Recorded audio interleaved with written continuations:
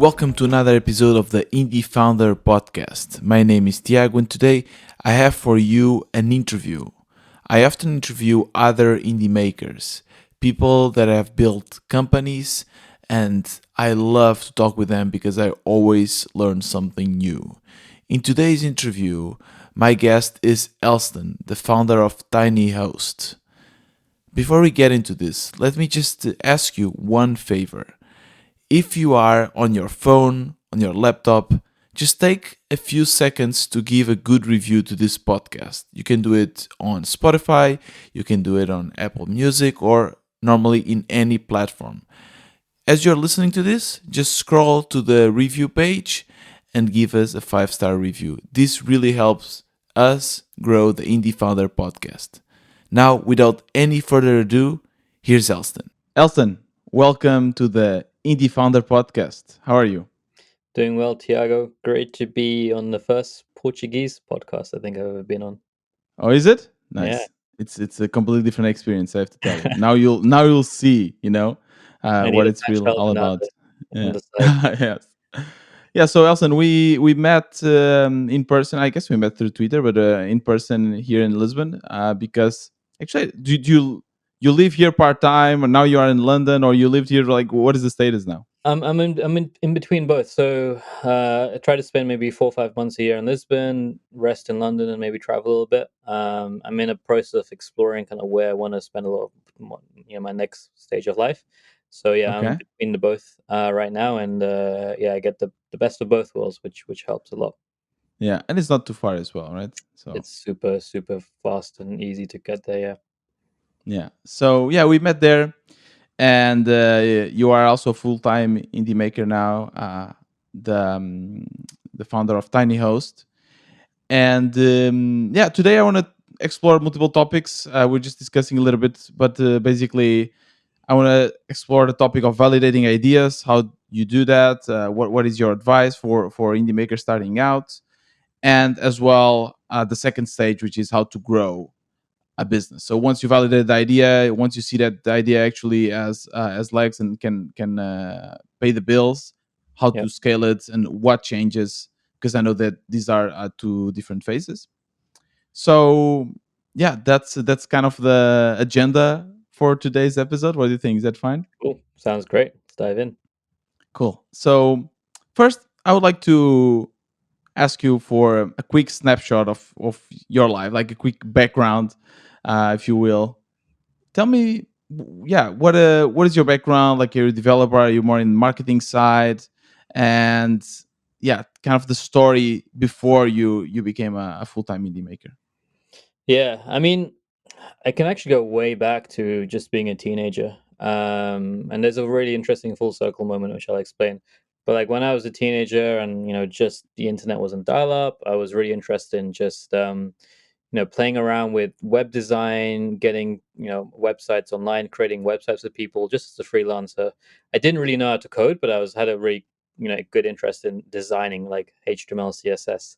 Um, and then I decided to learn more about that and study computer science. Went on a route, got my first job, in a very big company, a big bank. Everyone would have thought, did think that it was an amazing job, like successful, done, everything done right through university and school. You should be really happy. But I hated it, honestly. Like I did the internship there and I just hated the corporate experience. I saw what Mm. my life would be 5, 10 years down the line, and it was like the guy in the next chair, just with a little more money. And I was just like, I did all of this hard work literally to just be here, and this is going to be the rest, like the next 20 years of my career. And at that point, I actually realized that okay, I want to do my own thing. I need to be my own boss. I didn't really set out to be an entrepreneur as such, right? But I realized like I had lots of different skills, like design, or like engineering, like a bit of marketing, and like management. And at a big company, you're basically pigeonholed because you need to be very specialized as there's hundreds of thousands of people, and everyone needs to do that specific thing really, really well. Um, and so I realized that I need to be more in the startup world. So I started, diving into that. Had some side projects. Went through the typical, try to get YC money. Ran a company with a friend of mine. which was like my first full-time like jump into that world, where we built software for law firms, hired a team of like 15 engineers in India. So that was a really cool deep dive. But learned like, yeah, one of the standard lessons really early on is that like you need to do more than just build something. And so it never took off. Went back into the corporate world and kind of just reset at that point, where I was like, um I want to just do something by myself now. And I was just so fed up of trying to pitch to people, trying to like jump and get into YC and all this kind of buzz. And I found Indie London, or Indie Hackers, basically, and joined the community here. And really, fell in love with what these guys were doing. Right, so they were just building small tools, independent, not trying to convince anyone to invest in them, just making money, and a lot of them making a lot of money. It wasn't just like a side job. People were living really good lives, paying double their day job just doing this stuff. Right. And it was just a freedom that was there, like that you didn't have to work for a VC essentially when you raise money. You could basically just build what you wanted to, how you wanted, and then turn it into whatever you wanted. You could keep it as a lifestyle business. You could go and raise money later on, or you could just, be happy where it is, kind of thing. And that was really attractive, the flexibility. And then, yeah, so finally I jumped into my last side project ever, as it seems so far, called TinyHost. Tinyhost.com is now a main domain, and Ah, I didn't know basically, you got the tinyhost.com already. yeah, we haven't moved over everything because of the headache, but we own tinyhost.com now, which is now easy Wow. for people to go into. How much was it? Um, how much was it? It Yeah. was 7.5K USD, I think. Wow. So yeah, it wasn't cheap. How is this process actually to acquire the domain? So that I assume that this domain was owned by someone else? This was actually on the market. So there are Okay. domains which are offline basically, or you can't, they're not on sale. But this was actually on GoDaddy available, and it had like a sticker price. Basically, you could buy now for like $10,000 basically. And I was like, I don't think it's worth that much. But on GoDaddy, if you ever see that, there's a number you can just pick up the phone and call. Which a friend of mine gave me a tip. I just Oh called it and wow. said I want to buy this, but this price is way too high. And within like 3 or 4 hours, like we closed the deal, and I was like, I got it down to like, yeah, 7.5 basically, and it was done the same day. So you So can, and you closed the deal by email, by phone? How was it? by phone and then email, yeah. So I had one phone call with him, Okay. and then I just closed it with email. Transferred the funds. So GoDaddy has like a escrow thing where you pay GoDaddy and GoDaddy transfers it over, and they hold a domain and everything. But GoDaddy have a broker service. You can actually go to them and say, um, buy me that domain. I want to find that. I want to, buy that domain. And they'll go do the research and come back to you with the prices of that domain, basically. And then you Okay. negotiate through them. So you can go after any domain, but some of them are crazy high. They do charge a one-off fee. I think it's like $100 or something to broker Yeah, that, I've seen and then it. they Yeah. they may charge a transaction fee on the other side or something. I don't know what it is. But if the domain is already listed on GoDaddy, they don't charge that fee. So I got charged nothing for this transaction, Okay.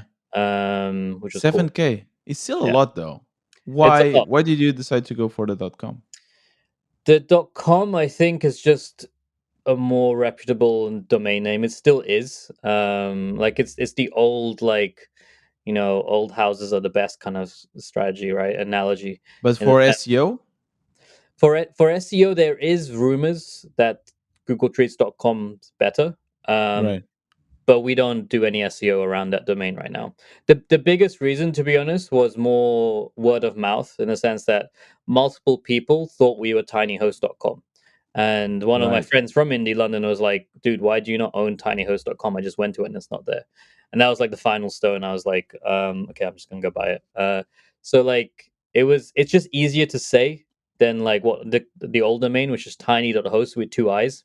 We own multiple domains. We own tiny.com with two eyes. We own tiny.host with one eye. Now we own tinyhost.com, spelled correctly. But like when Yeah, I'm having a conversation, the sorry, two eyes are tough. The two eyes is eyes tough. are yeah. The story behind that is I cheaped out when I started this as a side project. I didn't realize what it would be.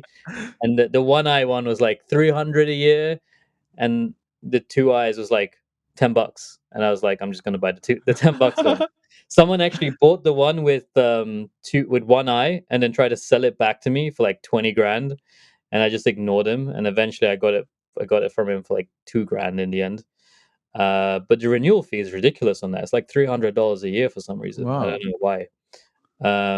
But that's the that's last crazy. time I buy a spell and buy a domain wrong, because now I've got this massive migration to do at some point.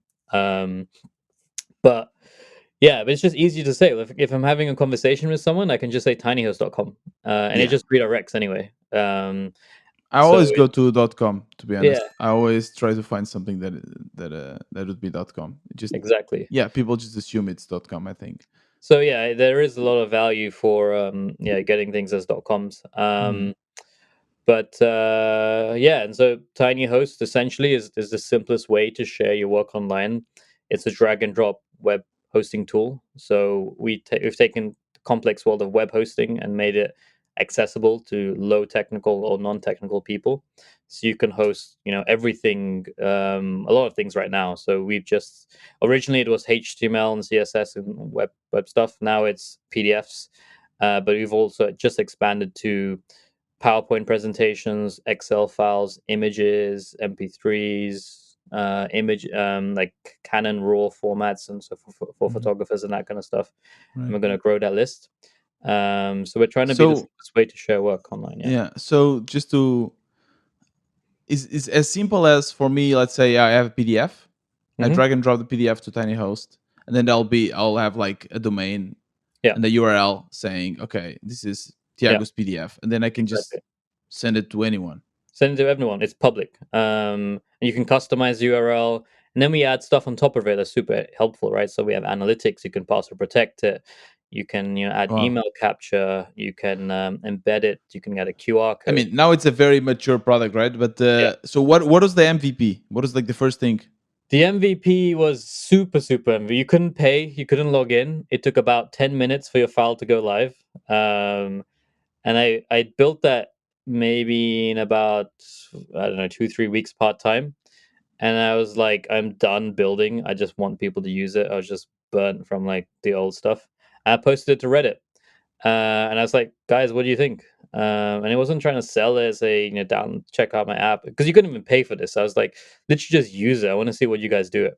And got some really good feedback really early on. It was like, you can't take 10 minutes to deploy, it's too slow. And I want to like customize the URL. I want to add my custom domain. And I started to get a feel for like what the product could be, right, really early on. And it wasn't until like maybe 2 3 months we added payment options, and it's evolved a lot actually since the first step. But the core of the product is still very similar. You can Hmm. still upload something and get a link for it in literally 20 seconds, 20 30 seconds max. And that's been That's what crazy. it's been a success. Yeah. Like, we sell simplicity, which no one seems to do these days. Yeah. Technology is getting more and more complex. People are clicking way too many buttons, have too many context switches, too many logins, and all this kind of stuff going on. But the simple things are really selling now, because people just Hmm. want to get something done without all the hassle of downloading Dropbox, signing up for a Google account, doing this, doing that kind of thing. Yeah. Totally. Totally. And it doesn't exist as much. It's hard to do well, as well, based on like your business strategy and where you're going. But it sells. It sells really well. Yeah. Being simple is complex. Of course, yeah. Yeah. So this is a lot of things to unpack here. I really like the fact that you actually worked and raised money and then moved to the indie world. I think that's something that I would like to explore. But now let's get into the validating of the idea. You already kind of touched on that, on how you validated Tiny Host. But yeah, so from my own perspective, this is my current theory, and I would like to get your opinion on this. Is what are you looking for when you're trying to validate an idea to see if the idea works or not? Is to basically have a kind of traction that you normally don't see, right? So I know indie makers, we have probably, I don't know, every week we have a new project, a new something that we're trying, or every month or whatever. And normally within any of my projects I release and I get like 10 people per day, or like 5 people Mm. per day, like really, really low amount of people. But when we tried Pod Squeeze, for instance, it was a completely different experience. Like the Mm. moment we released it, people were interested. There was like a different kind of traction. People were asking like asking for features and giving feedback, and there was much Yeah. more traffic. So is this what we're looking for when validating an idea? Is this the kind of traction, or what other signs do you look when validating something new? Yeah, I mean, the key thing I think people don't misunderstand something is there's multiple ways to validate and build a business, right?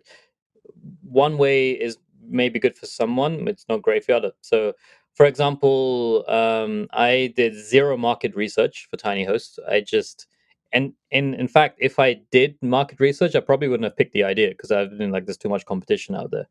I basically realized what I did is I scratched my own itch. I thought it was too complicated today to put something online. I knew how to do it through S3, and if you knew all the configs and everything, it was actually really quick and simple. And I did it for previous jobs, so it was part based on experience. And so I just wanted to automate that and give it to people and see what they would do. Um, but I wouldn't say Tiny like was a rocket ship. And I say this like I built it slow. It wasn't. It didn't really start picking up until we found a distribution channel and we figured out our positioning. And that was a point in my life where I wasn't in a rush. I wasn't full time. It was a side time project. And I was just playing around with the space, right? So that is an option when you are building a company.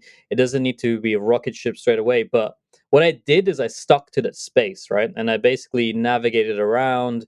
I realized that originally I was trying to position it for developers and it didn't work. So I repositioned it for non technical people because I realized all the non technical people really loved the product, right? And they didn't compare us to GitHub and Vercel and everything because they never knew how to do any of these. And so I navigated that through through weeks and months basically, and then found SEO and found a distribution channel that works, right? So, but yes, there are products now as well that rocket ship, and especially with AI and Pod Squeeze and a few other friends in Lisbon, like they tried many products, and one of them just started skyrocketing, and they went Mhm. double down on it. And that's also because of their background, and they needed to get something off the ground very, very quickly, right? Okay. So with Tiny, it was that way. And in hindsight, now, if I had to pick something, it was really like the idea of build something that people search for. Like that's a very cool validation technique that people don't kind of use But have enough. you done it since then? Have you tried this? I haven't built another project, no, but like the the way we've doubled revenue and increased and grown Tiny has been through that technique essentially, right? So Right. like I've looked at what people are searching for, like upload PDF, and now we rank number one for Right. upload PDF, and I that mean, was all based.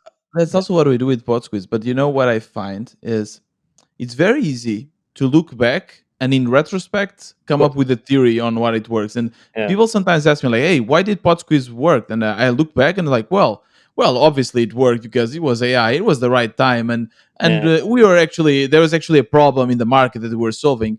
And now, funny enough, we are trying to replicate this, and we yeah, did that with Flare Cut, which is this other product we're trying out.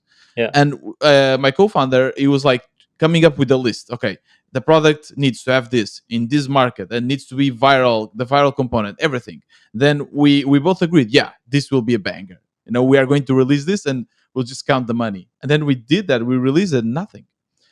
mm, So when I look back now, and often you see this also, I think a lot of founders make this mistake to think, okay, because we succeeded with this one, yeah, now we can actually replicate it. And we also have the same exact theory. Let's just go on Google and see what works, what people are searching yeah, for, and let's try it, and it will work. Might work still for Flarecut because now we're investing on SEO, yeah. but we haven't seen that traction, and that's what I'm trying to understand. So in your case, you said that you shared on Reddit and you got some traction, some feedback. Was this feedback, in your opinion, out of the ordinary? Was like more than you normally get with other kind of projects, or is just like one or two comments?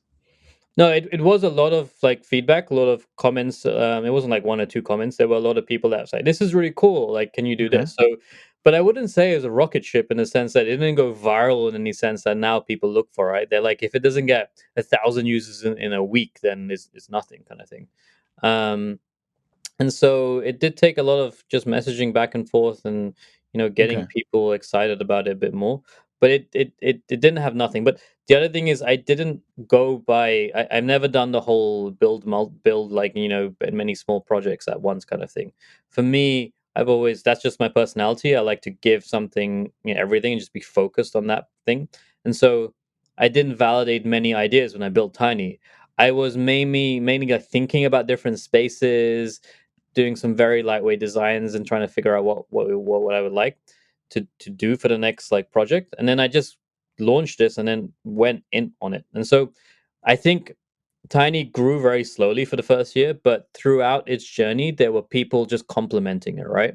Yeah. Um, Yeah, and they that's what weren't I mean. hundreds of thousands of people, and they weren't like three or Yeah. four people, but there was a few hundred people around just complimenting it, right? That's the Um, thing. I'm also not looking for hundreds of thousands. I mean, that yeah, would be a completely out of this world scale. But yeah, hundreds of people. It's already. yeah, It's I hundreds don't of know. people. Yeah, I've tried so many projects that had like 5 people. That like for me, hundreds of people for the first go is like it's crazy, right? yeah, It's yeah. it's it's quite good. And I mean, Reddit, I think, is a great place for that. Like, we got Yeah. our first 200 users, and this was free, of course, right? Like, you couldn't even pay for it, but we got our first few hundred users just from Reddit, and in probably around I don't know 2-3 weeks, kind of thing, we were kind of using it. Didn't really measure for the retention or this kind. I just wanted people to come and just have a go with it, right?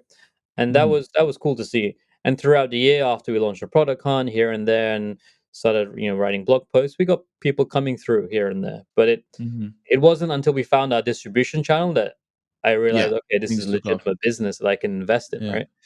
Yeah. Um, I'm curious about one thing. So you launched it, and you're saying, I think there was a tweet where you said you for the first year you only make $70 dollars a dollars month. MRR, Yeah, right? So that's nothing, right? It's like yeah, for most people they'll be okay. This product has no legs to go, and one thing that you said, and I find that very interesting. You pivot the market, and I'm curious to learn how you saw or witnessed that pivot, and what changed in terms of the metrics. Like were like people started paying. What was the shift that you said, "Whoa, wait, maybe this is the market that I yeah. need to target"? Yeah, and from the outside, it looks like it's magic, and you just had this like vision, and it just happened. But realistically, that strategy came from one of the building startups 101 principle, right? Speak to your users or just be interacting with them. And so, whilst I wasn't on on a phone or on calls with our users, every single site that was uploaded at that point, there wasn't a lot I was looking at, right? Every single support message was going through me, every single comment was going through me. And so I had built up this like just vibe of the product, right? And there was two cohorts, right? There was part of it which was technical, who were just complaining and comparing me to Vercel and GitHub Pages and saying, why have you built this? Like, why am I paying for this? It's free. Like, what's the value? And then there's a completely different audience who are like non-technical, learning to code students who are like, this is amazing. I've launched this in like 10, 20 seconds. I didn't know how to do this before. And I was just like, forget those people, like literally the people complaining and the technical people. Let me just focus on the people that actually like it. And it was the same product, but it was just a different audience. And that was partly because of the way I marketed. Right, I marketed on a very, very wide scale without any like tunneling to like specific Right. audience. I basically said, look, world, everyone in the world, I want you to just use this, and then I want to figure out like what this should be. And then I kind of focused in one direction, right? Once I had some kind of data. And when we went more down specific product and market fits kind of thing, that's where we start to see. And so one of the biggest transition points was changing our headline from like we're the simplest static host in the world to like the simplest way to share and host your work online, or host your web project online. And that really resonated with people, right? They understood that a bit more, or the right audience was Right. was there for that. And then, in a weird way, now we have the developers users, but they're not a big majority of it. But they came back essentially because they also realized that we're easier than GitHub Pages. Like, it's actually quite complex on GitHub Yeah. to get your stuff set up. Well, you're never going to do it in 20 seconds. Do you remember any particular bad comment or annoying comment that you I had, and saw it on then Reddit. I think I put it up in a screenshot of one of the presentations I did. But it was just like, how do you like something like why have you built this? Like, this is basically GitHub Pages and it does it for free and stuff like that.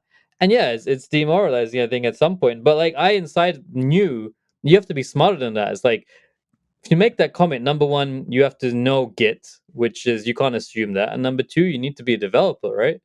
Um, is but that like your the first reaction when you read such a comment, or do you get demoralized and you be like, ah, fuck, maybe I they're didn't right? get demoralized. I guess I got a bit more.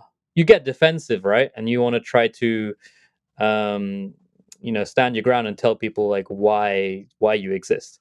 And to be honest, you're fighting a losing battle a lot of these times because you're trying Right. to convince someone that is in a completely different audience that they should be in another audience, and it doesn't make sense. Like, you just need to explain that basically it's not for you. And I read, I think Seth Godin says this a lot as a really big marketer.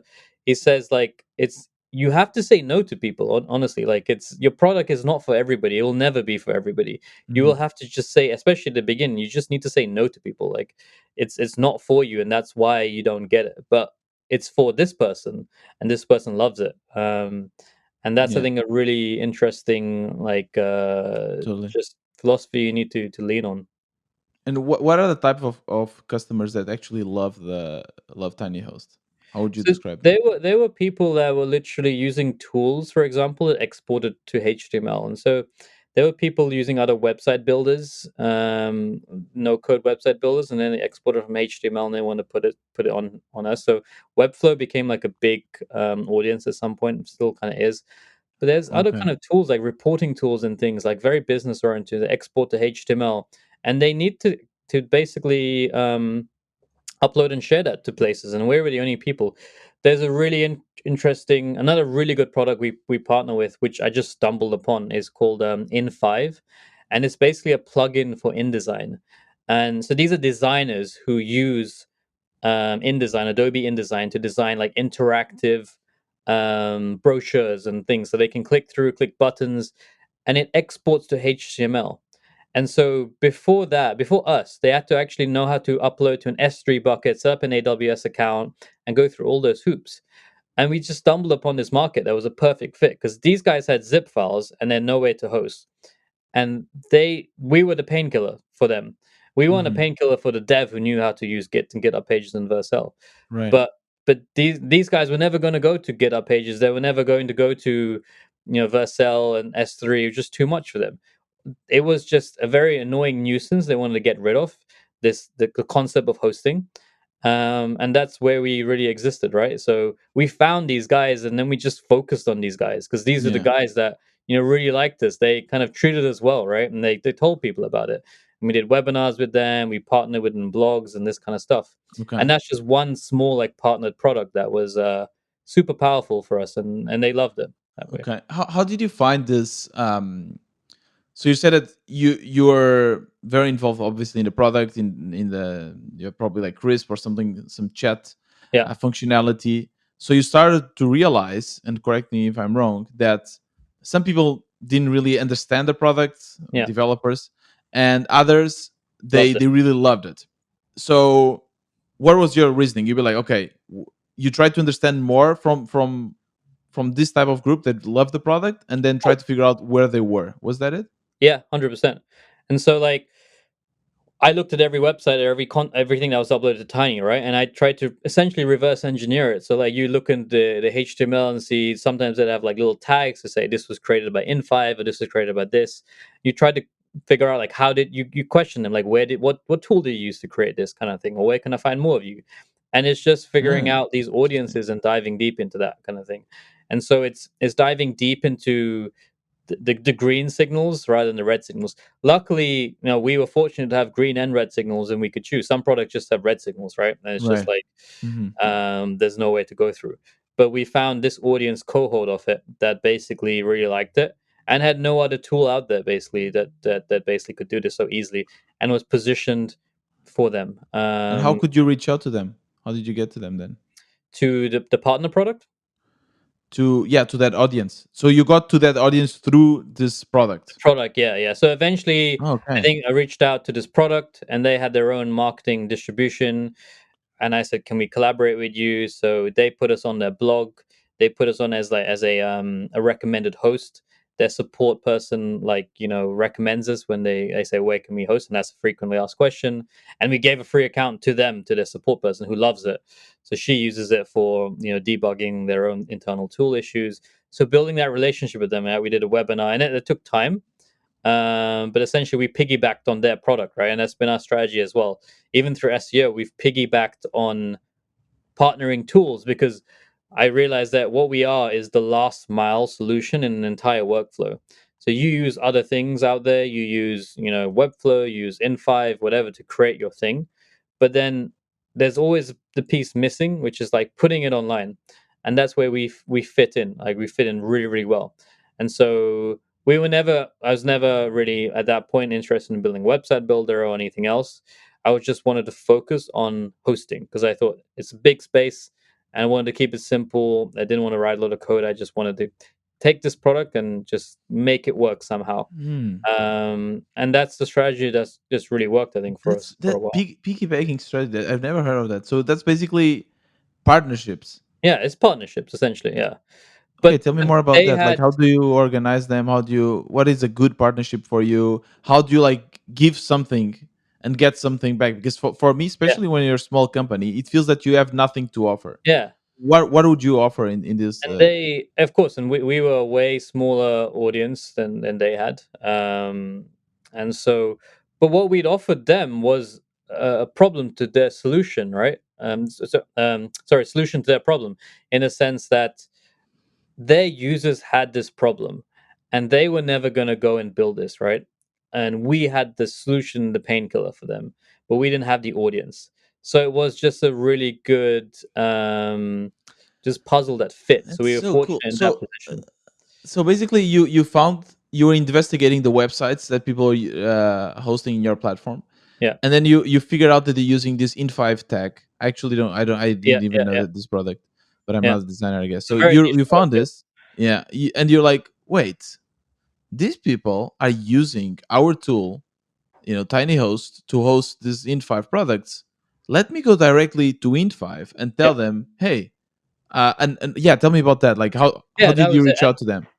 I reached out literally. I think I just cold emailed them. I think I did at some point. And this product, luckily, I think is an indie builder. Hmm. And I wanted to go down the deep integration route, where I said, look, can we just literally integrate into the product as a button, so you can like technically just deploy? And that didn't work out because of the way we were pricing, and it was just too complex essentially. But they said, hey, look, we can put you on our blog post, we can do a webinar. But there's different ways, right? So there's different strategies for partnership, and you got to figure out like what people are willing for.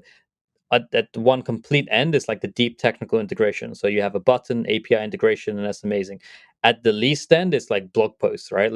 Can I just write a blog post on your blog that talks about us and how we collab, how our tools partner together, and then everything in between is like Yeah, webinars. It's like, but people normally they never accept that. I mean, I've tried that many times, right? Like, yeah, hey, can I write the blog post for you, a guest post? And normally they don't even answer, right? So yeah. what It is your advice to actually get people to answer? with those cases, is that was that a very high tight integration? You think like it made sense for those products to partner? We try this to maybe not. Yeah, and We've tried I think that so many of those that I don't even know. But yeah, yeah, I some think of that those more is than it. others. And it goes into like what sales 101 is like. The people that are going to answer your cold emails are people like highly personalized um sales outreach kind of strategies, right? Where Mm. you don't send hundreds of people emails. You send one person. You spend 1 hour making the best case study possible about why this makes sense.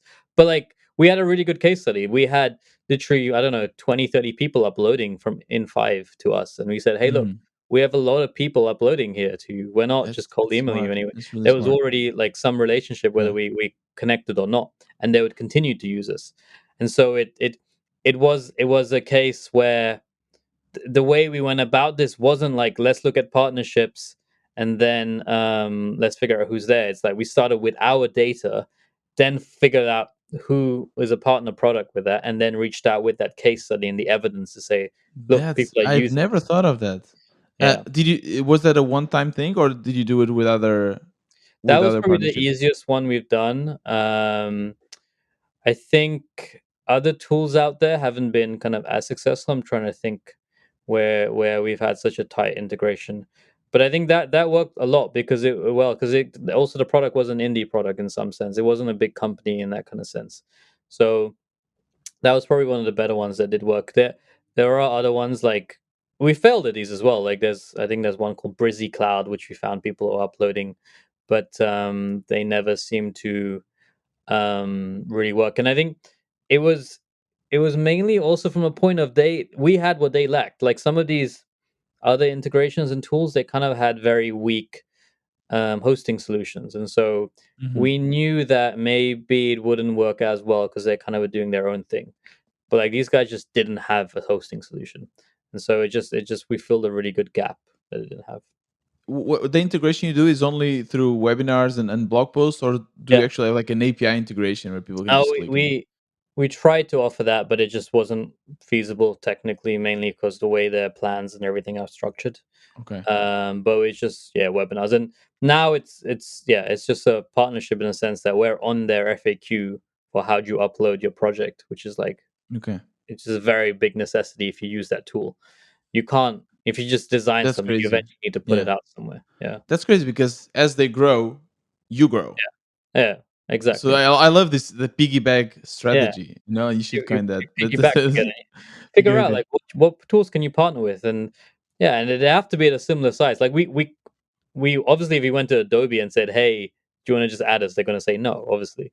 But like this was kind of an indie product, so maybe more indie hackers need to collaborate more, right? And that's a good lesson. Like Yeah, these guys, I one think traditional indie hackers, and I don't think is on Twitter as much. I think that's a Like problem with collaborations. We always try to go to the big ones yeah, because I don't know. We always think, maybe Amazon will want us. Maybe I can get a backlink from Google, whatever, like big companies. Whereas partnerships to work, you need to partnership with a company that is slightly match. bigger or slightly smaller than you, right? If it's much Yeah. bigger, you might be lucky, but most likely they won't even bother to answer your emails, right? It's with any relationship, like even if like a friend or other partner, you usually connect in a way where you're both in a similar state of mind, time frame in life, and all that kind of stuff, right? Like, Yeah. and it's a relationship at the end of the day, right? With another company you're forming, Hmm. and so you wouldn't go to Amazon starting off and saying, "Hey, do you want to connect with us?" Yeah. Very difficult. I mean, in these days, I don't know. I feel that we always want big, but Yeah, in the end, entrepreneurship and indie making is a game of patience, right? It, yeah, it takes time, right? It's been 3 years since you started Tiny House, right? yeah. Nearly So full now. Yeah, I mean, um, and that's the indie scene, right? Like, if you want to go fast, go VC, but that comes with trade-offs. And so indie takes patience, it takes time, but the momentum and the reward from it is better, I think, in the long term. It's a much more enjoyable journey out there, and better mhm. luck of succeeding, better rate of succeeding as well. Yeah. But people need to be patient with this thing. But I know, obviously, because I'm indie maker myself, I know that things take time. However, when you check X or Twitter, Yeah, and you see like everyone getting crazy MRRs and everything going up. going up, you think, what? Like, am I missing something? Like, and some often you see like this guy just started and now he's making this, Yeah, and people make having tons of followers. And yeah, I'm not going to lie, sometimes I get a bit demotivated with that. I of look course. at those and I see, wow, like what am I missing? I mean, I'm happy for them, but what am I missing? What's And going on? and and I think, okay, maybe it's me, maybe I'm not just good for this. So I guess, yeah, is this something that bothers you? Oh, of course. I think, but the thing I think we forget, and it's 100% true in every single like story you see that's like gone viral about someone making so much money, is you only see the tip of the iceberg, and people forget that. Like, there was a recent guy that kind of blew up on Twitter. I think his name is Arab or something. and he blew up because he kind of got 10K MRR in like a week. And then there was like, I think Uh, Mark Lee got involved and said, "But you're not doing Indie Maker." And you dig deeper into that story, it's true. Like he made that, but he has a team. And I watched his YouTube video. He breaks down like what he's been doing. It was an hour-long video, YouTube video. He was part of Build Space. He was building like for the past 3-4 years. yeah, easy And money is a scam. I think I yeah, remember that tweet, and then they were like, "Yeah, tomorrow I'll do a call or something." And then I thought maybe yeah, it will sell me like some NFT. Like to be honest, every time I see someone saying this kind of stuff, say yeah. like, "Yeah, you can become rich really fast," like Oh, that's fake. That I don't believe that. It's not easy to make money. Even you might see people, and you know what bothers me? Sometimes I even feel bad because when I share like a milestone or an MRR grow, because hmm, for me it's good for my personal audience because this always works every time I share something going up. People will be like amazing, how did you do yeah, it? I gained a bunch of new followers, stuff like that. But that's annoying because in reality when I'm on Twitter I don't want to see that, right? yeah, Like sure, I see that, I like it, but I want to see things that you share actually, where you actually kind of explain how you get things, and show your failures, and show your challenges, and show whatever you learn. yeah. Those are the things that are really helpful, but for some reason the platform does not promote that. Yeah, I think it's a social media problem in general. You look at Instagram, like Instagram versus reality, and Twitter versus reality. Like people are Yeah, not going to post. Twitter is a bit better than that. You have people posting like failures and maybe in the office, but it's people like good news more than bad news. I think, and it's just general, and it's annoying. yeah, But that's why I like you know these conversations, podcasts, like communities, because people are not trying to get likes or following. It's just two humans like talking together and talking yeah. about things and trouble and successes, and that's where the real information exists Mhm. as well. Yeah, what about also like sheet posting? I see often. Sometimes I Yeah, even think Peter Levels does this, but funny enough, I was talking a little bit with him on Twitter, and he said like, "No, I don't believe I should post. Like, I actually say what I think." But in reality, sometimes I see even now what happened with Mark Lou, all this yeah, scandal and so on, and this gossip. These things also sell a lot. There was a lot of people gaining a lot of followers just because they were shit posting Mark Lou and saying, "Hey, look at this! I found another bug. You should not do this," and so on. Um, but it's a valid strategy. It's a valid growing strategy. So I always what feel like, yeah, maybe I should shit post more. I think it again. There's multiple ways to grow an audience and build a business, and I think it really depends on you, right? And that's the main thing. Like, what are you comfortable with? Some people are just comfortable with shit posting and just like talking, just rubbish all the time, or just like on Instagram, they're posting videos of on holiday and I don't know, with Ferraris and this kind of stuff, and but like some people aren't. Some people want to give a different type of audience, and yeah, I resonate more with the real stories and the real insights that you don't often get on the with shit posting, right? And yeah, Peter Yeah, Levels does shit post. I still remember like he it posted does, something right? about cleaning his air conditioning unit, like Oh yeah, how the air great it conditioning. was, like, and like, I don't know, I got like 200,000 views or whatever, and I was just like, why, kind of thing. But he He probably was doesn't saying consider that it cheap. yeah, Europe, they don't believe in air conditioning, and Yeah, it's always so extreme. Like yeah, these opinions, and this I mean, I don't know, but this Elon Musk does the same. I mean, Trump is a great example as well. yeah. This kind of extreme opinions, simple opinions, I very guess you. simple opinions, they get tons of views because people understand it, right? Sure, the air conditioned culture in Europe, it's different than the US, Yeah, but it's not as simple as like Europeans don't like air conditioning, and I know. US Americans do. No, it's not that simple.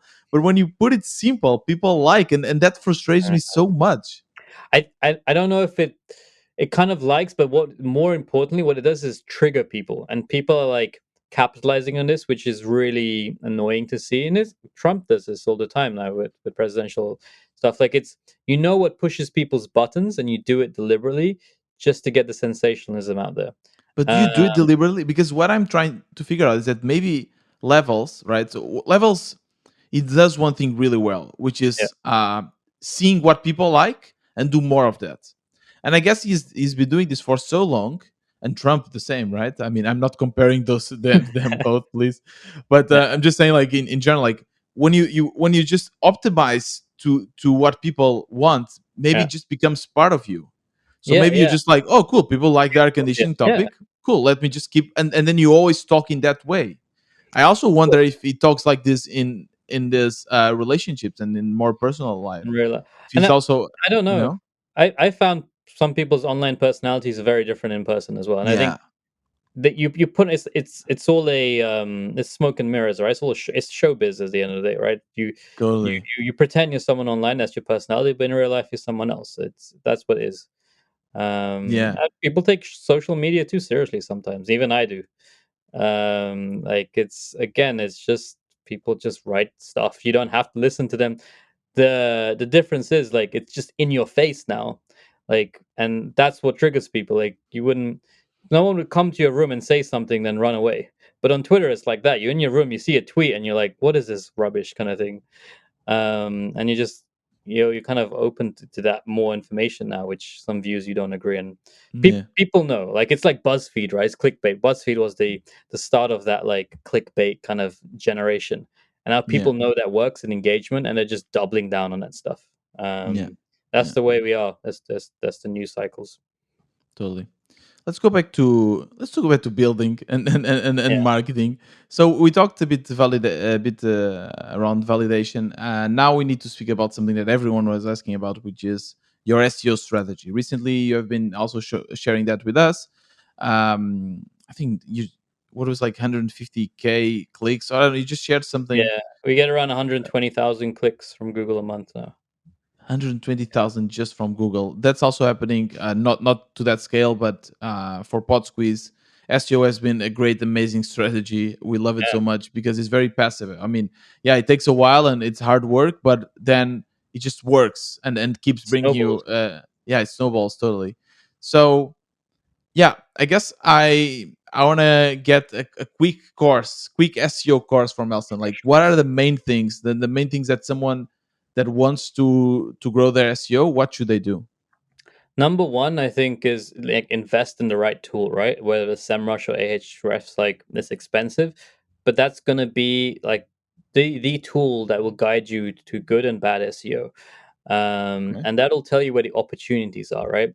Like it'll tell you, like, for example, this keyword, let's say, I don't know, maybe talking about trees. There's specific type of trees that Google basically wants information for, but no one has content for, and it'll tell you that based on difficulty, right? If there's something like a keyword that has low difficulty, it means that Google wants you to write content of it. And so that's number one, is finding the keyword opportunities. And also, like, I think the secret to our success is me finding the keyword opportunities that align really well with our product. And then number two is the content, right? And so it's about writing the right blog posts or creating landing pages that really target that keyword, right? Um, and have search intent. So people are looking to upload PDFs. You create a landing page slash upload PDF. And all it does is you click a button and it takes you to a place where you can upload a PDF, like simple, that kind of stuff. But obviously, we're not going to rank for, you know, some bigger terms, but that was a low opportunity. And then it's there's other technical stuff around it, which is like, you know, backlinking, making sure you're connected from bigger domains, which is a bigger process. And optimization around it, right? So making sure that you're writing around the related keywords and repeating the keywords in the right way as well. There's some interesting things that work still, which is funny. Like one of my friends from Indie London, he came to me and said, I've been having trouble with SEO. We create all these blog posts and landing pages, but it's not really ranking. And I said to him, well, basically, how often is that main keyword going in, distributing around your page? And he went back and literally just added the keyword in more common places. Not like overly the top, but it basically boosted his traffic, basically. And that Yeah. was something that worked in like the 90s. It used to be called like Yeah, keyword I'm always stuffing. so surprised how dumb this Google algorithm is. It still is. It's Yeah. dated from that kind of thing. And Yeah. backlink is another thing which you recently I've told you about. Again, like that was a it's not as important as it used to be, but it's still an important thing where you need to get links from other websites because Google's algorithm is primarily based on that.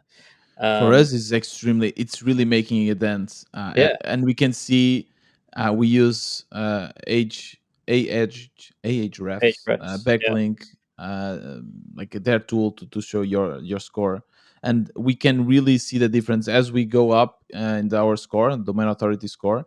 We get more traffic and we rank higher for those keywords. So and it's true, like what we figure out is that the keywords, they must be on your age one, and the title of your landing page or Just blog post. basic That things, basic that things. is, it's very basic, but it still works really really well.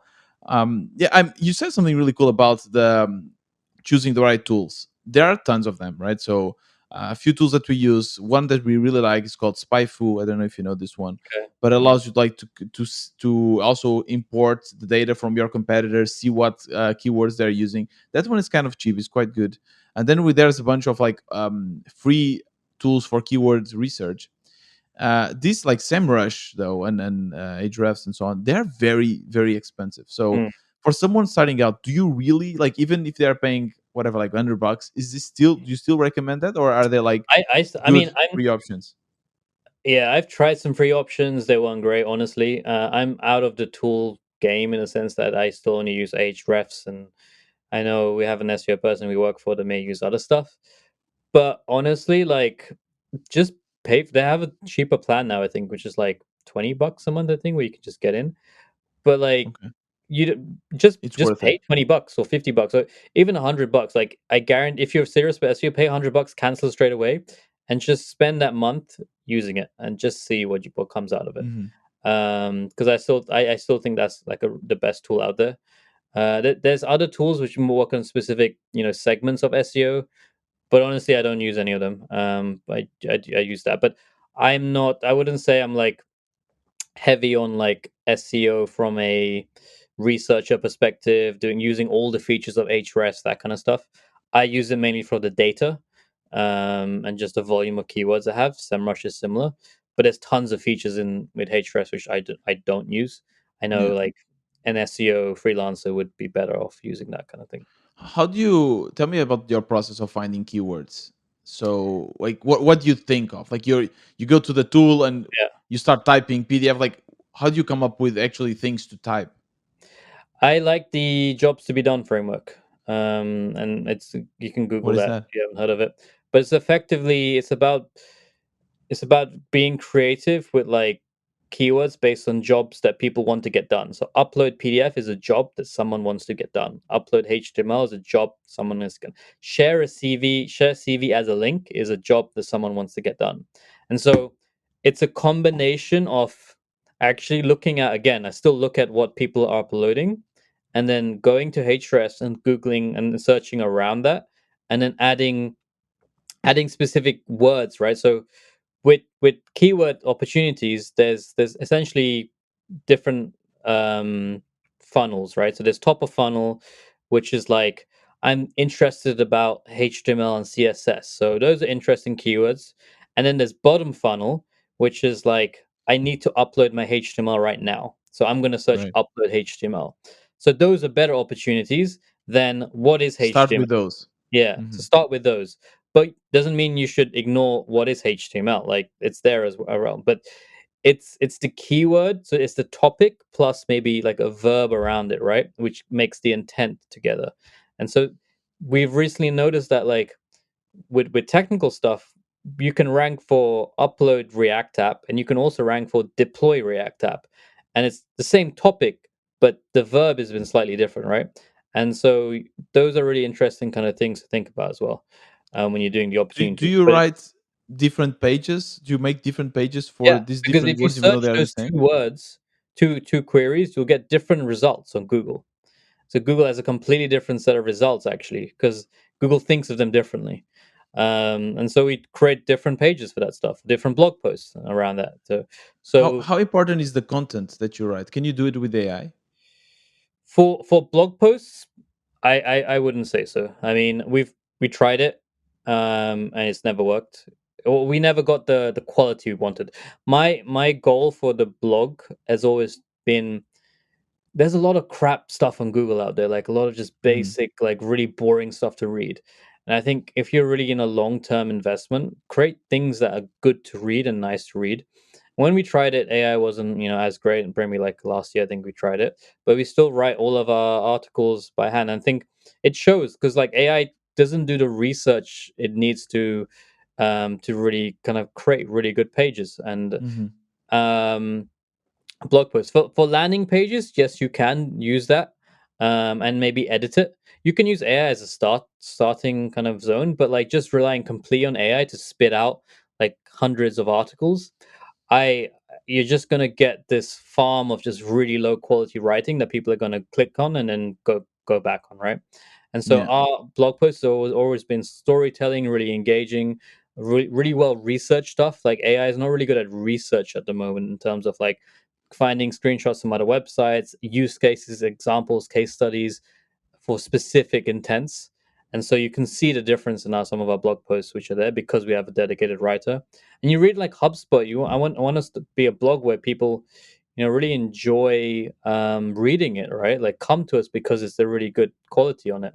Eventually, and so we start off with low quality writers, and eventually we hired better and better writers. Yeah. Hmm. Um, So it's not worth it to go on Fiverr and hire someone for $20 or I don't five think so. bucks for that. And the one other thing about SEO is really that people seem to forget is like it's an 80-20 rule. Like you may put out maybe 100 blog posts or landing pages, but less than 5% of them are going to generate the traffic that are going to be needed for the entire, like out of the hundreds of landing pages of content we have, the 120K clicks comes from probably less than 20% of their pages, right? Probably even Hmm. less than 10.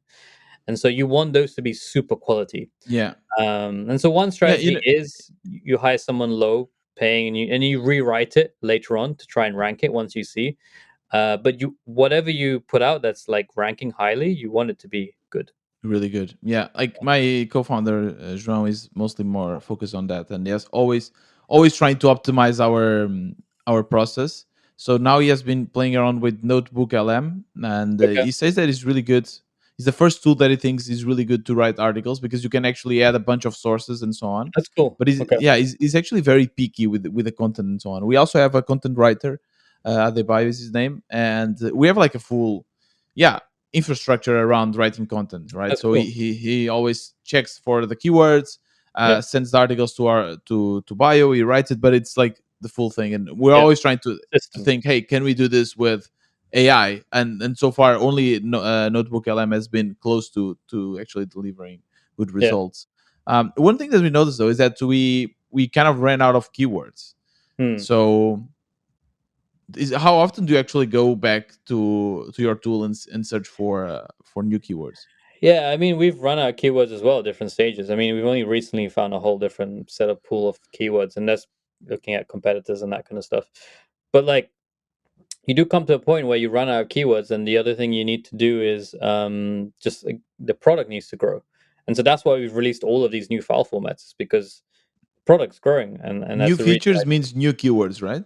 Yeah, new features, new keywords. If you now enable presentation hosting, there's loads of keywords that you can figure out from presentations. I can Right. upload sales decks, upload pitch deck, upload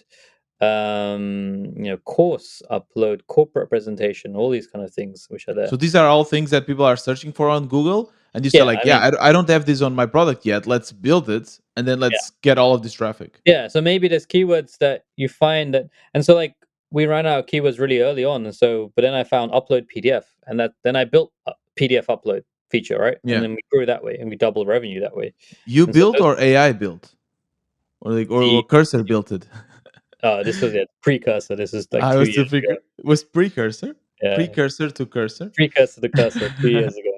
But yeah, now with cursor you can ship Now stuff. it's crazy. Do you use Now it? it's insane. I use it not a lot, but I use it here and there, mainly for like the very boring basic stuff. But if you don't use it, I mean, I think it's you're just running slower than you should be these days. Yeah, But it's again, absurd. It's so it's fast. like I'm building all of these new products, and it's mostly Cursor that is building it. yeah, but you still need a good developer and someone who knows what to do, right? It's the same thing with AI and writing. I think it's a tool, a very powerful tool that will help you get a lot of things done. But I still think like Cursor is not in a place where it can just build an app without you intervening at all. It No, also just yeah, gets things wrong. and True. so you need to know True, true, true. You what need is to good know. and bad. Yeah, I don't know for how long this will continue. I yeah, don't know if it keeps developing like this I eventually. know. I don't know also if I was in these companies that are building these AI models, I don't know actually what to think. Do you really want to fully automate it so that or you just want it to be a tool that developers can use? So it's also very interesting, a very interesting topic. Yeah, yeah, 100%. So what about YouTube? So you recently have started growing there. You just posted as well that you got accepted for the creators group. Would I assume that you can monetize? Is that it? Yeah, I mean, I don't expect a lot more than like $3 a year or something like that. But it was YouTube is good. It's also crosses over with SEO. Again, it's way more high intent, which is really interesting in the sense that people who watch a video have way more rapport with you because they see your face. Hopefully, Right. sometimes they have They have better, more trust. They yeah, trust you trust more. in the product, right? Hmm. And once you've watched a video of like somebody doing something with that product, eventually, you're going to be interested in trying it out yourself. Um, but it's a long term game. We've had videos I created like over a year ago, and they've taken like a year to rank essentially. And then suddenly it started rocketing like 10, 20, 30,000 kind of views. What is the conversion? Do you measure that? We don't measure that completely accurately, and it's hard sometimes. But we do know it's like the third. I think it's the third biggest referrer. It's basically the second, yeah, third biggest referrer for us, kind of thing. Refer Behind, meaning that you see in your analytics that people are coming from yeah, YouTube from directly to YouTube, your yeah, website. from YouTube to Okay. paid customers. I don't know exactly yet. Again, I think it's around third, but it's magnitudes less than SEO. Hmm. But you don't know Actually, exactly where it fits in. yeah, what one thing that we do is really helpful. When people sign up for our tool, we ask them like, "Hey, where did you find us?" Yeah, yeah, so And we do that. Yeah, yeah, and we can see that actually YouTube is quite good. A lot of new yeah, accounts come from YouTube, and we don't have that many views. So we do shorts and we do some like videos, and even if the quality is not amazing, it still like converts and still brings some people. yeah. And I think best thing, like YouTube is difficult to do, and people don't do the difficult stuff. Like you need to be on camera, ideally. You need to record something, have a video, and then put it out. Like you can write a blog post quite easily now with AI and stuff like that. I think it's changing as well again with AI avatars and stuff. Let's see how that plays out. But it's still quite difficult to do a YouTube video. But I think it comes down to also like in this world where people are just putting content and making stuff like so quickly, there's things which are standing out is where people spend time, a lot of time investing in that one piece of content, right? So imagine writing a really, really good blog post about HTML, right? That blog post is going to do really well long term if it's like a really good resource than like you spending a half an hour just writing something about it. Um, and if you do it with the right medium, so a blog post or YouTube is evergreen. So essentially, like 2, 3, 4 years down the line, people will still find that blog post or that video about what you did, and it will still be converting. Whereas if you do it on a Twitter or like TikTok, obviously not. But there are opportunities where you can stand out from all the noise by just creating high quality, long depth pieces. Because everyone is just going for the quick wins now. It's the whole world is moving that way with shit Mhm. posting and everything out there. But creating like really, really like high quality content that's has depth and is an evergreen resource that is not just a trend can really help you stand out and get you customers for a very long time. Yeah, Same and with YouTube. there's one difference thing though, which is in YouTube, they people want to see more of the same. Hmm. So if you like whatever trees, they'll be like, "Here's another video of a tree," Hmm. and that's kind of a different way. I think on Google normally it's more like I want to learn about this. Once I do, I don't want to know more about. I already learned. Um, what is the process to find out what kind of videos you want to do? Do you also use any tools to figure out what is YouTube should be your is next video? YouTube is difficult, I think. For tools like the tooling system isn't as uh, robust. I think YouTube has crossovers with SEO, so like you can you can find keywords that people are searching for and see if there's a YouTube video featured in there. And if there is, there's a good chance you should create a video on that. So if you search like how to share HTML online, there's a Google features videos, right? And you just create a video on that. But typically, Ah, it's a process from like the top ranking like blog posts or articles will then convert into a YouTube video. And oh, then you that's can what you also do. just what say again? That's what you do. You find your Yeah, the yeah. So best we blog find post. like top like upload PDF. We create a video about how to upload a PDF basically, right? Or how to share a PDF as a link. Okay, Um, and so we have a content process, right, where you maybe create a blog post first, or you create a landing page first, and you create a blog post, and you create a YouTube video from it, and you create a short from it. And so the same content is on lots of different kind of interesting. verticals, basically. So you So can you start with the landing page. If it performs, you you create write a a blog blog post. post, yeah, If it and performs, YouTube YouTube video. If video, it yeah, performs, short. Is that it? and you can do short, yeah. It's the whole content lifecycle basically. So Interesting. that is like super powerful. And works. But also just searching on YouTube, like just search for if like the same things you were searching on Ahrefs. Like, look, is there a video for it? How many videos rank for it? How popular is the video? How old is the video? Where the opportunities are. So those things are super helpful, I think, and Hmm. just help you that way. And what is the process of hiring someone? Like, what do you look for when Yeah. you're when you're hiring That's someone? it's kind of like what we're looking through now. We got lucky in the sense that we managed to find somebody just on Twitter. Like I put out a tweet saying looking for YouTube, and one guy DM'd me and we hired him. But it's difficult to find one, I think, and but it's also a high budget game in the sense that like a video is not going to cost you as much as a it's going to cost you a lot more than a A lot blog more, post. right? Yeah, Yeah, that's the it thing. requires a lot more. Hmm. But you have to go out, and it depends what you're looking for. Like the thing is, though, there are a lot of people on YouTube that are making no money, right? They've got a channel out there, a few hundred subs and videos, and if you can engage in them, they're already making videos. You just say, "Can you just make the videos for me, and I'll pay you." And you can get a lot of people that way, and so that's how, like, an Avid, for example, found people. They just went on YouTube and found people who or had channels there. They like what they were doing, but And you basically, tried that strategy yourself? yeah. I mean, we got a few people replying to us, but they're too expensive for now. That's the thing. Um, For me, for us, the same. It's so yeah, expensive. Like $500 one video. Like $500 one video yeah. No, it's that most likely will not perform.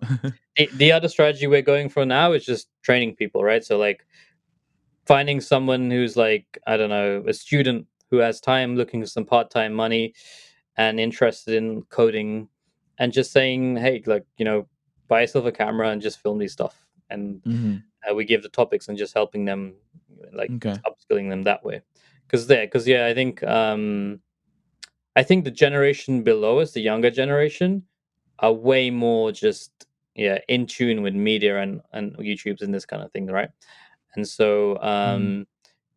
they're very comfortable with it, but they don't know often that you can get paid for this stuff. All they're trying to do is get hundreds of subs on YouTube themselves, but actually you can make a lot of money just doing this yourself, by Hmm. just making Yeah. videos for other people. So that's what we're trying to Yeah. explore right now. Talking about money, how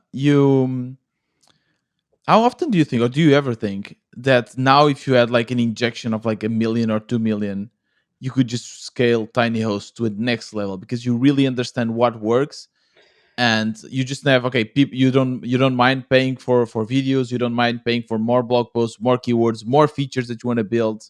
Yeah, yeah, Do you, yeah. do you ever consider that? I mean, I don't consider it. I don't want to consider it from a point of like what it means to take on investment, because like what the expected return is on that kind of thing. But I have been considering, yeah, how do I just invest more in the business? But to be honest, we've been profitable in the sense that we can invest money where we need to. And there is a common misconception that just because you get money, you figure things out. And I think just throwing money at things doesn't necessarily equal scale. You have to throw money at the right things. Like even if you got, I don't know, $1 million and then you just spend it all on YouTube, like you got to make sure there's the right YouTubers there. And often where you're still gonna have to do the work on it, and you can get a lot of value from not spending that money because you just spend a lot less on the right type of YouTubers. And so I don't necessarily think just throwing money at it is going to help. Like I don't know exactly where, if I had half a million right now, where we would spend it. because it'll be on people for sure, but then that would mean a whole different set of problems, right? Like we have to build a team and manage people and a hierarchy and that kind of stuff. I mean, you Uh, could just hire top, video creators. You don't need to wonder like, oh, it's too expensive. It's just like hire them. Done. yeah, you could summon Celeste to manage them and figure it out. Like, and you have to then have a lead manager and do that kind of work, which is there. Hmm. But I mean, we're open to it, to be honest. Like we've always never kind of completely shied away from that stuff. But the biggest blocker has always just been the effort required to raise, and also just the long term commitment it means when you raise money. Yeah. And so if someone came along and said, like, for example, yeah, we'd want to invest, and this is kind of the terms. We're not looking for, VC levels of exits, and we're giving you Hmm. option to do that stuff. We'd be more open to it. Hmm.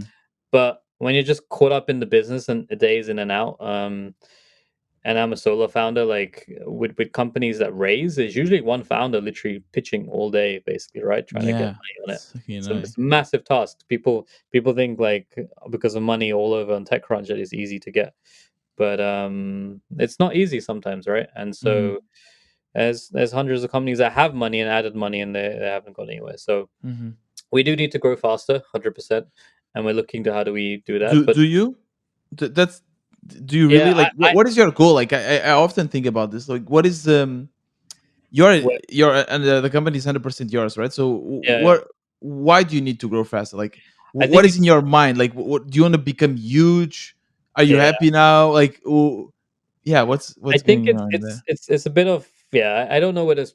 I have a figure in mind eventually that I just want to eventually hopefully sell for, but I think also like my next milestone and goal, which I'll be really just satisfied with, is 1 million ARR, and that's a really big goal that I want to get to with this. So Everyone wants that, right? yeah, the I don't know least is why. Why is that? Why is 1 million I the know it's a goal? significant number, right? And then the next Yeah, number I it's know just is round like number, right? yeah, the next number is like 1 mil MRR, which I know a friend of mine hit. And so those are the big numbers. But the thing people don't realize is that like, and you talk about people that really are super ambitious and want to go down a certain route, is that it comes with a cost, right? Like I know people making millions a month for the company, 200-person team, and they're just not as happy as they were when they were indie hacking, and you don't realize that until you're there. And so it comes with a cost, and it's like, what are you willing to put in? What are you willing to put up with? What are you willing your day job to be, right? Like it's like you're not going to be coding if you're a company that big with like more than 20, 30 people, Right. even more than like 4 or 5 people.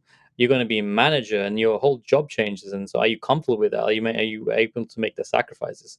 And for me it's always been like, let's go as far as I can until I hate my job, and then figure it out, kind of thing. Let's just keep growing the company, because for me it's also just there's a massive opportunity here. There's a lot of people that need the tool, and I want it to be out there. A lot of people still haven't heard of us, and so it's more about that as well. Just getting the product to as many people that need it, and It's also just growing kicking. business. So this goal that we put like Yeah, 1 million, whatever, it's just kicking the ball forward to yeah, justify the yeah, fact that we just want to keep doing this. yeah, yeah, And then yeah. when people ask us like, "Hey, why you come and whatever hang out instead of working?" I'm like, "No, because I I haven't could have still like reached the half a 1 million." 10 million, but Yeah, I there's the next goal. But I think everyone needs to have a stopping point or a number, or weight in their head where they're just like, this is it, and I'm just gonna get here and then happy. Like we've had acquisition offers, but I'm just like I'm not interested right now in selling the company.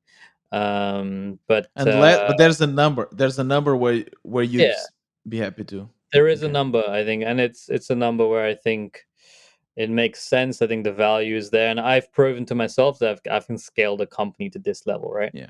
So Uh, that's also something that I'm interested in learning, which is how did your mindset changed since you started finding this success and you started seeing that you are capable of doing things that maybe you thought you would never be able to do it.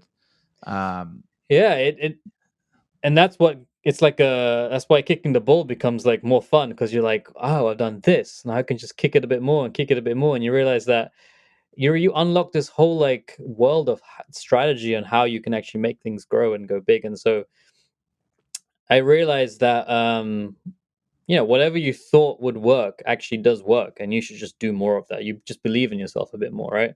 Yeah. So previously it was just like, I don't know if this will work. Let me try it.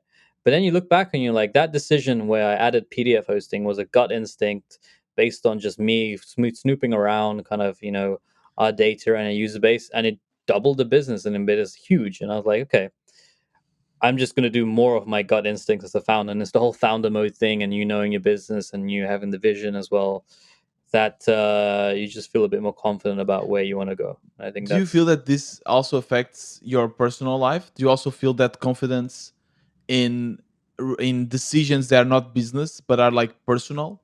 like better confidence in personal decisions. Yeah, you feel you're more capable of doing other things and taking Yeah, decisions that before you thought that you couldn't do it. to a degree, but it also has negative effects because you're successful in your business life, right? And when personal things don't go well, you're just like, I'm not having the same like result, and so you try to compare, but often it's not like just take sports for example, or whatever you do. Like you're not going to be good at everything, but because you're good at one thing, you think you're invincible sometimes, right? And that frustrates you because you're not as good as as other Mhm. people, and it's because other people have invested more in that area Do or whatever. you when you see business people that then become, and going back to Trump or Yeah, Elon Musk and or Peter Levels even, and the success will eventually get to your head, and you'll be like, okay, if I can do this, then I can run for do president everything. or I can do crazy things. I often think that's very dangerous because it's a weird line because it's you need to be confident in yourself. You be confident in trusting your gut because Yeah, this has proven to take you far. But yeah, there's a line. There's a point where you'll be like, dude, like chill. Like you are not Superman. Uh, yeah. how do you navigate that line of confidence but still keeping an open mind and hearing others and stepping on the brakes? Yeah, no, it's tough, and it's the hardest thing to navigate. And I think it depends who you surround yourself with. At the end of the day, like um, having a good group of people in the London or in the Lisbon, basically, who can check you when you're right. And it's also about just living in the real world sometimes, right? Especially if you're a founder, we're very fortunate to be having the freedom, flexibility to go and travel, but really speaking to friends who are not founders outside of tech, who are just living normal lives and just understanding like what their problems are and what's really going in their world, like it really puts things into perspective, right? And it makes sure that your problems that you see are not as big of problems sometimes with compared with other people who are less fortunate. And so these kind of things, and realizing that you don't have the answers to everything, because sometimes you just got to lean on the right people, or you're not even in the space. Like for politics, for example, I have a friend who's works for the government, and I just don't know anything about that, but I think I do, maybe from the outside. But when you dive into that and you realize what it really is like to be in the government, what they have to deal with, or everything they're going through, you realize, okay, number one, I don't think I enjoy that space, and number two, there's a lot that goes on that you don't know about, and Mhm. you can't take your skills that you've learned in entrepreneurship and just apply it in everything in the world. There's a lot of crossover, maybe with marketing, PR, and that kind of stuff, but you can't just run a company, so run a country as if it's the company. It'll fall apart, and you can't I play mean, I guess football depends on your political intentions, right? I to a mean, degree, but like more there are certain things. liberals are more. I mean, that's exactly Yeah, what they say, that government should be a company, right? but there are certain things I think that like are necessities, that like welfare systems, things that will fall apart if you do those kind of things as well. And so it's you could say the US is a massive capitalistic country, but at the same time it does have a lot of other things that are not government company related that it manages, right? Like as a company, you don't need to worry about having an army or defense and your political game and this kind of stuff, Well, right? You actually, don't think depends on about the company. A lot of what companies have having an army. security, right? Yeah, I mean, the companies that have oil rigs and stuff like that, Yeah, to a they degree. do have an army, not a huge army, but did you find that like your political inclinations have changed Change since you become indie maker? to a degree, but I think it's still staying pretty. I mean, the UK. I'm more in line with the UK stuff going on now, and I think here and there, but because you enter like different audiences, different groups of people, it has changed a little more.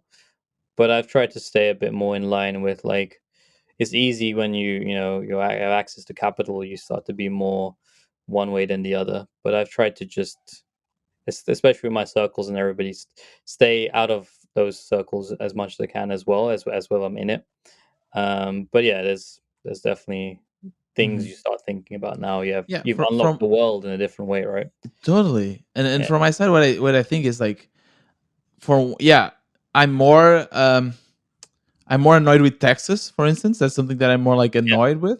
But at the same time, I look at these huge companies, and I see, yeah, the bad things that they can also do to the world, and how politics and power and money is so much intertwined, and yeah, that yeah, annoys me as well. That's something that I didn't think too much about before. So yeah, it's yeah. like it's a weird mix. No, 100% makes sense. I unfortunately have to leave very soon.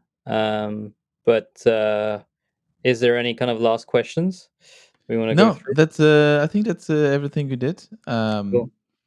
But yeah, Elson, thank you very much for coming here to the Indie Founder podcast, and it was a It's pleasure. And I wish you all the best for you Tiny definitely Host and your before the projects. podcast, I said ask some original questions, and you definitely have. So appreciate it. And you're doing great stuff Great. as well. Like you're especially in Portugal, you're helping the community there, and I hope it's a lot more Portuguese indie hackers. Big fan of the country. Yeah, thank you. I also hope so. There'll be more.